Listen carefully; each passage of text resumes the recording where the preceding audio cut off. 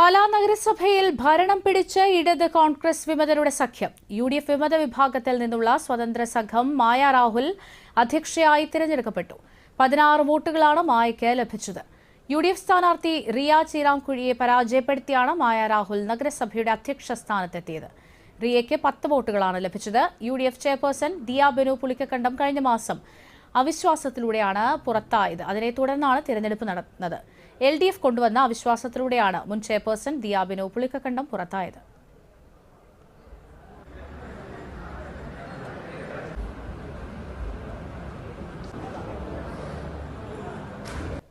സമാന ചിന്താഗതിക്കാരായ കുറച്ച് കൗൺസിലേഴ്സിന്റെ ഒരു കൂട്ടായ്മ പാലാ മുനിസിപ്പാലിറ്റിയെ ഏതൊരു രീതിയിലും മുന്നോട്ട് നയിക്കണം, നല്ല രീതിയിൽ മുന്നോട്ട് പോകണം എന്നുള്ള ആത്മാർത്ഥമായിട്ടുള്ള ഒരു വിശ്വാസത്തിന്റെ പരിണാമം തന്നെയായിട്ടാണ് ഇതിനെ കാണുന്നത്.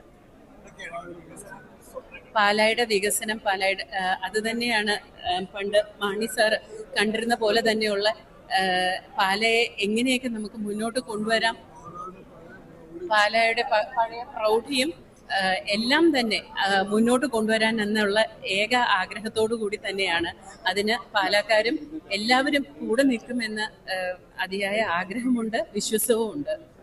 എല്ലാവരും ചേർന്ന് നിൽക്കാം, നമുക്ക് ഒരുമിച്ച് നിൽക്കാം, മുന്നേറാം, അത്രയും തന്നെ ഉള്ളൂ പറയാൻ.